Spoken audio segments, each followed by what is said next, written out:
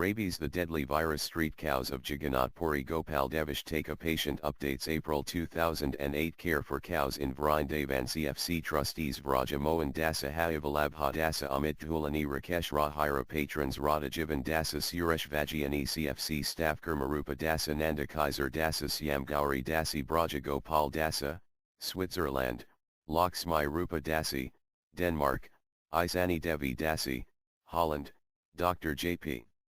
Lavanya Satyadeva Singh Radha Karan Dasa Krishnamai I Dasi Syam Hari Vijay, Ramu, Santosh. Newsletter editors Kurmarupa Dasa Syam Gauri Dasi. Care for cows in Vrindavana is inspired by A.C. Bhaktivedanta Swami Prabhupada, founder Acharya International Society for Krishna Consciousness. Dear friends, a Mridanga teacher visited Vrindavan to learn the art of Mridanga making from local craftsmen who are expert in this field. He learned the intricacies of making the rice paste, masala, that adheres to the heads of the drum to produce the resonating and expressive sounds that so wonderfully enhance the devotional hymns sung with this drum. While learning to cut the leather to make the straps and the heads, he learned that though buffalo, camel, and goat skins are available, cow hides are most preferred as they produce the sweetest sound. He was told that cow hides can be easily obtained from Muslim dealers in Mathura. When a cow is faced with imminent danger, she emits a unique howl, an unmistakable desperate appeal for help like no other sound they make.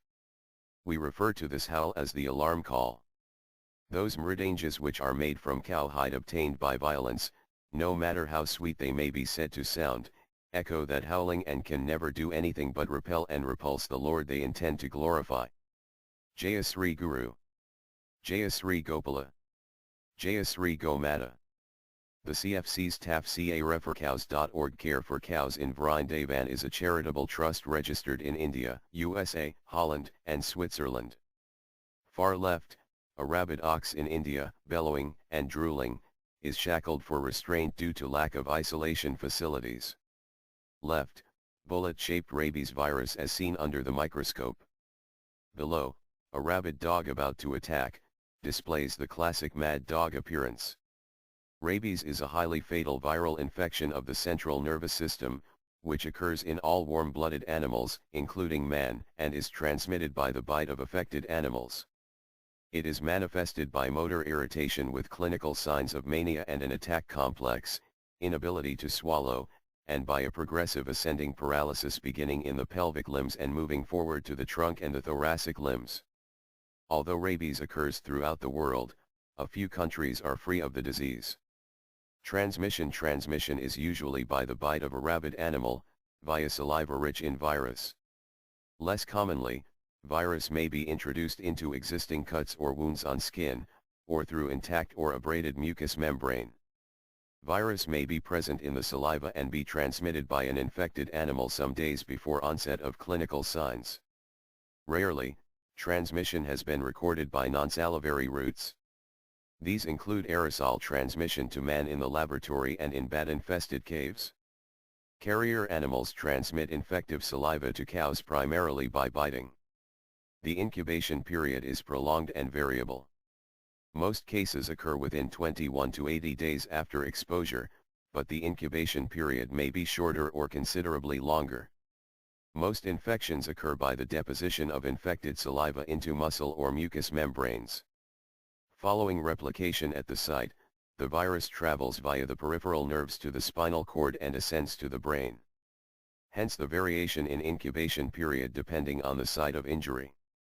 Bites on the head usually result in a shorter incubation period than bites on the extremities. The severity and the site of the lesions will govern to a large extent whether the clinical picture is primarily one of irritative or paralytic phenomena. The two extremes of the paralytic or dumb form and the furious form are accompanied by many cases which lie somewhere between the two. So great is the clinical variation of symptoms that any animal known to be exposed and showing signs of spinal cord or brain involvement should be considered rabid until proved otherwise. In addition, many animals suffering from other diseases will be left untreated if only left. Carrier animals transmit infective saliva to cows by biting. For example, this vampire bat shown feeding from a cow in Brazil was later found to harbor the rabies virus. Below, The virus passes to the brain via the peripheral nerves, ascending paralysis. During lethal rabies infection, the blood-brain barrier, BBB, does not allow antiviral immune cells to enter the brain, rendering treatment of the disease unsuccessful. Brain spinal cord suspected of rabies. The safest attitude to adopt is to handle all suspect animals with extreme care but continue to treat them for other diseases if such treatment appears to be indicated. If the animal is rabid, it will die and the diagnosis can then be confirmed by laboratory examination. Euthanasia of suspect animals must be prevented, since the development of the disease in the animal is necessary to establish a diagnosis. Clinical findings initially seen simply as a change in behavior, early cases progress to show salivation, apprehension, bellowing, and knuckling of the hind fetlocks. This may lead directly to paralysis and death, although in the more classic furious form of rabies with characteristic bellowing, aggression sometimes occurs in cows. Paralytic form: this is characterized by early paralysis of the throat and masseter muscles, usually with left. Animals with dumb rabies appear depressed, lethargic, and uncoordinated. Gradually they become completely paralyzed. When their throat and jaw muscles are paralyzed, the animals will drool and have difficulty swallowing. In contrast, the cow pictured above, affected by the furious form of rabies, is hyperactive, aggressive, and potentially dangerous to other animals and humans. Profuse salivation and inability to swallow. These animals are not vicious and rarely attempt to bite. The paralysis progresses rapidly to all parts of the body, and coma and death follow in a few hours. Furious form: this is the classical mad dog syndrome in which the animal becomes irrational and viciously aggressive. The facial expression is one of alertness and anxiety, with pupils dilated. Noise invites attack. Such animals lose all caution and fear of natural enemies. There is no evidence of paralysis during the excitatory stage. Animals rarely live 10 days after the onset of signs. Dogs with this form of rabies frequently roam streets and highways, biting other animals, people, and any moving object. They commonly swallow foreign objects, e.g. feces, straw, sticks, and stones. Rabid dogs chew the wire and frame of their cages, breaking their teeth, and are hypersensitive to sound and movement. As the disease progresses, muscular incoordination and seizures become common. Death is usually the result of respiratory paralysis. Rabies in cows follows the same general pattern, and those with the furious form are dangerous, attacking, butting, and pursuing man and other animals. Lactation ceases abruptly in dairy cows.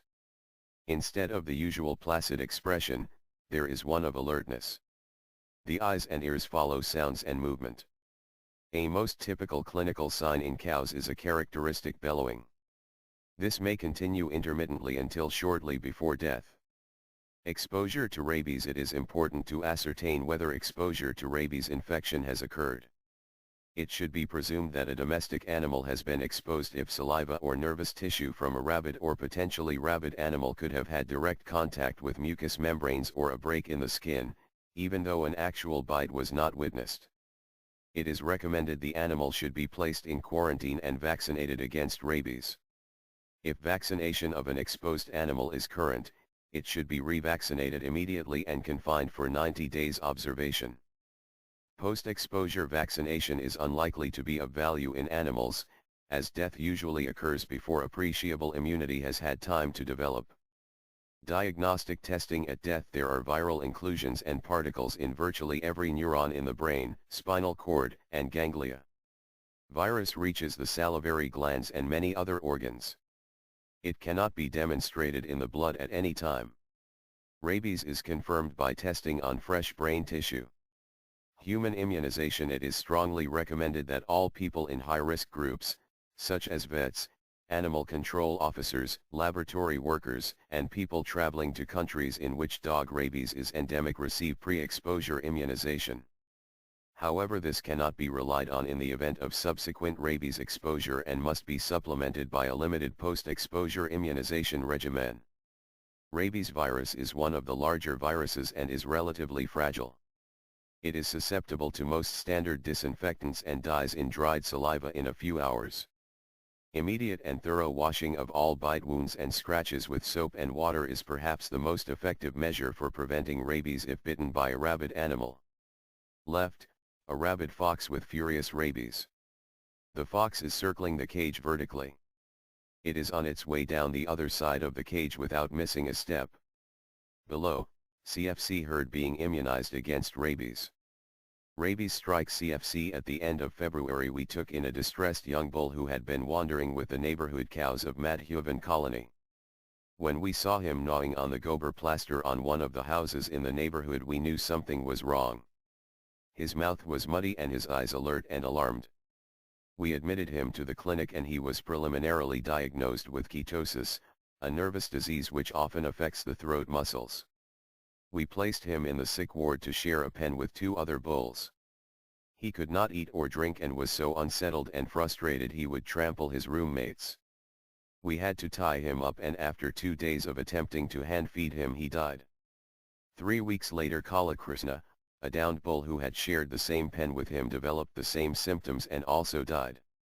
He had been with us for more than 1.5 years. A few days later, Syamala, who had been kept in the adjacent pen, the young bull we admitted who was infected with rabies Kala Krishna, the deadly virus, claims 5 stopped eating and drinking and also died. We knew we had a contagious disease on our hands and sent her body to the Mathura Veterinary College for a post-mortem examination. The results showed that Syamala died of rabies. Dr. R.P. Pandey and his associates from the hospital told us we should quarantine the cowshed and immediately get our staff and herd vaccinated for rabies. Shortly thereafter 2 other patients in the sick ward, Tota Gopinath and Ramada, stopped eating, started drooling and died. Our minds started to reel. Rabies is transmitted through saliva and most of our herd drink out of the same trough, and our calves frequently wander to eat the remnants of the sick cows. For weeks our whole medical staff had been in contact with the patients who died of rabies, and one of them had also been bitten. We quickly obtained vaccine for our staff and began the course of 5 injections. Getting enough vaccine for the herd took a few days, and the task of vaccinating all of them in a day, what to speak of 6 times, seemed overwhelming. We each wrote a will instructing others how to proceed if we died and continued our service. Each time a cow sneezed or coughed, we suspected rabies. When the cows approached to lick us with affection, we hesitated. We sadly prohibited many visitors from entering the cow shed and insisted that anyone who touched the nose or mouth of a cow, immediately wash with disinfectant soap. These were the darkest days at Care for Cows. With the passing of each day the tension subsided as no further rabies cases emerged. It seems the worst is over. Since we admit an average of 6 cows each month, we will now quarantine each new one before allowing them to mix with the healthy herd. We also plan to have each new admission vaccinated for rabies and hoof and mouth disease upon entry. We hope this unfortunate experience will improve our service to the abandoned cows of Brindavan. Syamala Ramada's many thanks to Radhapati Dasa of Brindavan for donating to cover the cost of the rabies vaccine for our whole staff and herd. On a recent trip to Puri, my husband and I decided to head up to the famous Jagannatha Mandir to take photos of the cows and bulls who relax near the 4 main gates of the temple. For those of us associated with Gaudiya Vaishnavism, Puri holds a special place in our hearts because it is not only the city dedicated to Lord Jagannatha, Krishna, but it was the place where Lord Caitanya spent much of his life. I have to admit, however, that my first impressions of Jagannatha Puri were not from reading/hearing the story of Lord Caitanya's later years. The first time I can recall being struck by the idea of Puridom was from hearing about Raghunatha Das Goswami's renunciation while he resided in Puri. As a young boy, Raghunatha had grown up with everything that he could. Street cows of Jagannath Puri by Krishnamai Devi Dasi have ever desired, but he eventually ran away, renouncing everything, in order to join Lord Caitanya in Puri. Lord Caitanya gave Raghunatha to Swarup Damodara for training and instruction. For some days after his arrival, Raghunatha took prasad at Kasi Misra's house. He then began to beg at the gate of the Jagannatha temple.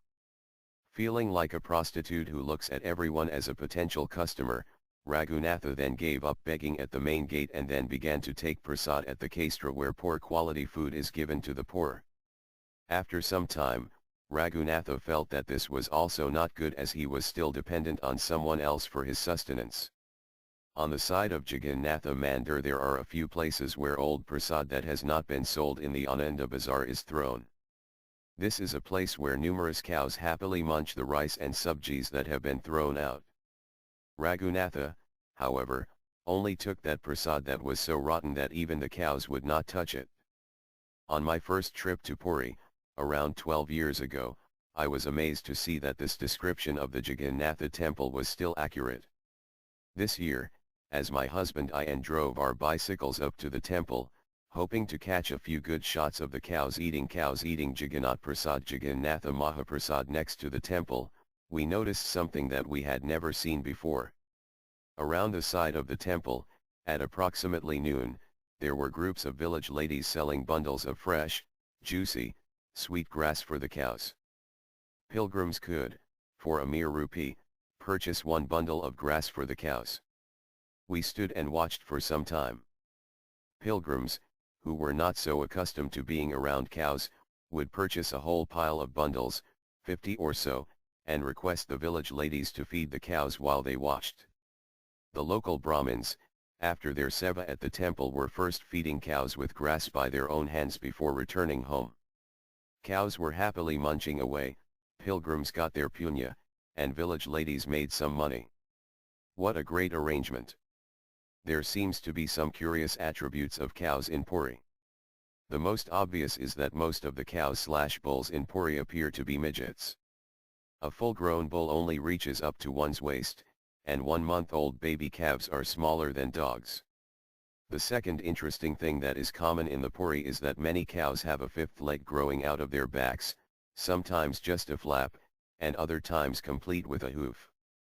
Village women sell bundles of fresh grass for 1 rupee each at the southwestern corner of the outer walls of the temple. One may catch a glimpse of a huge bull that is locally known as the tiger because of his unusual markings and coloring. Local merchants proudly call out to us as we photograph him to be careful because he is a tiger. Overall, cows in Puri appear to be much healthier than in other places in India. Perhaps it is the climate, perhaps an abundance of good fresh food, or perhaps it's just the mercy of Lord Jagannatha.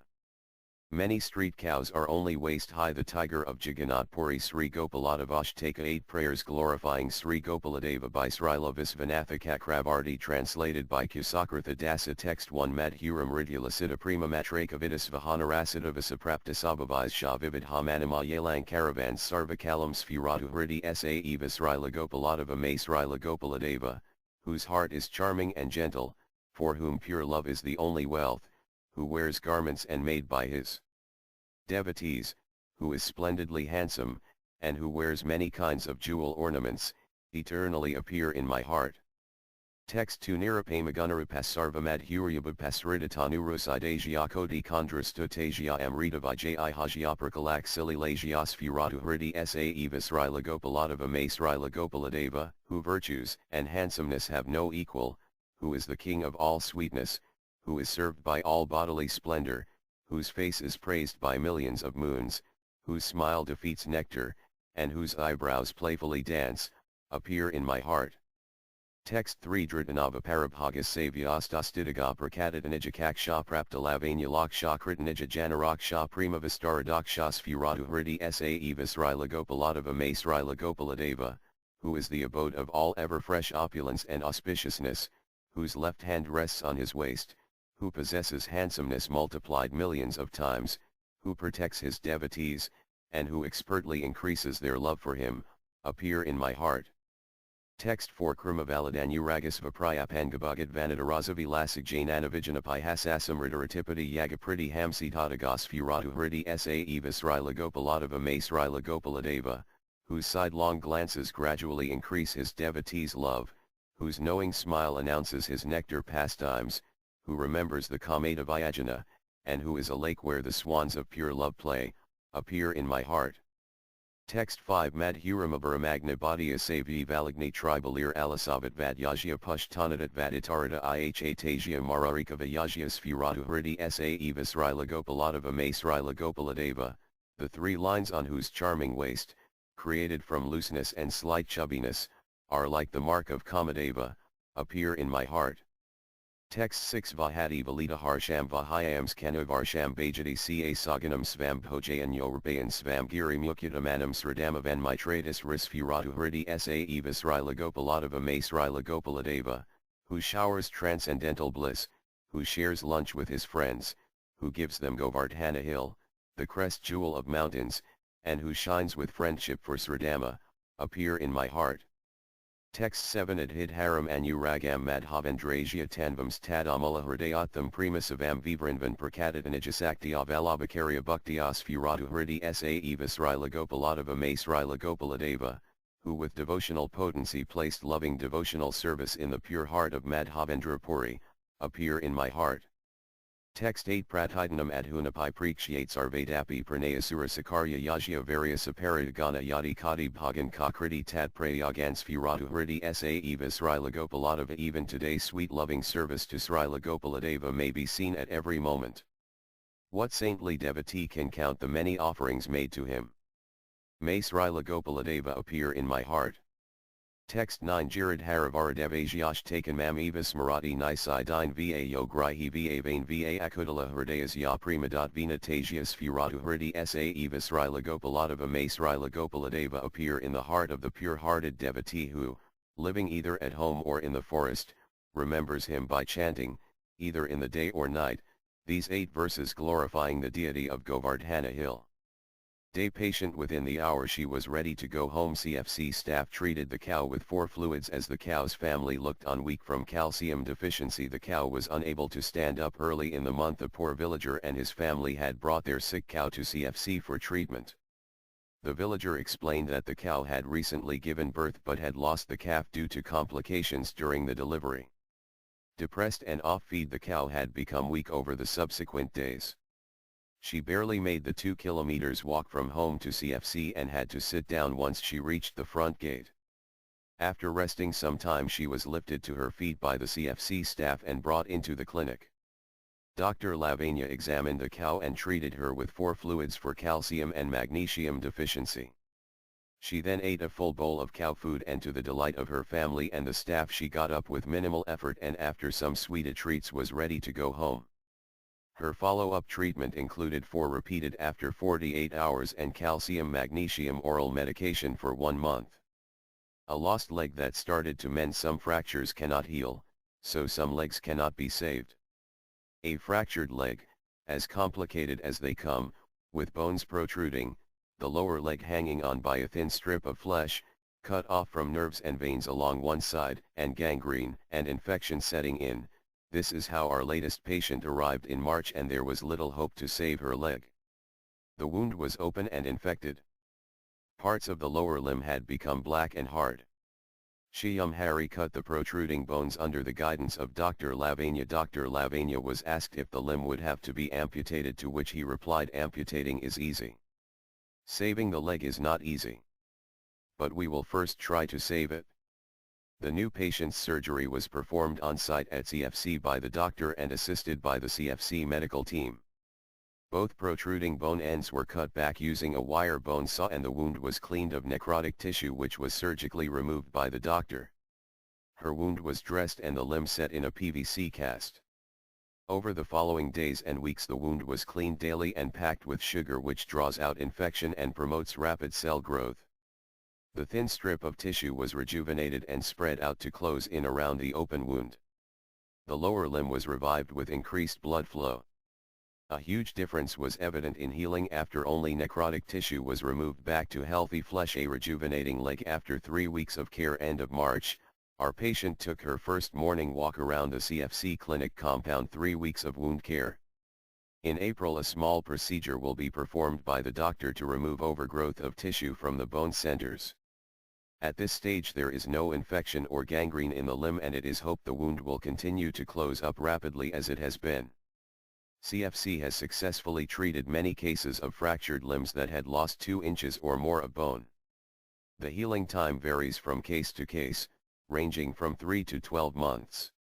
Typically the wound heals, filling in the gap between bone ends with new tissue which over time becomes fibrous, creating a false joint.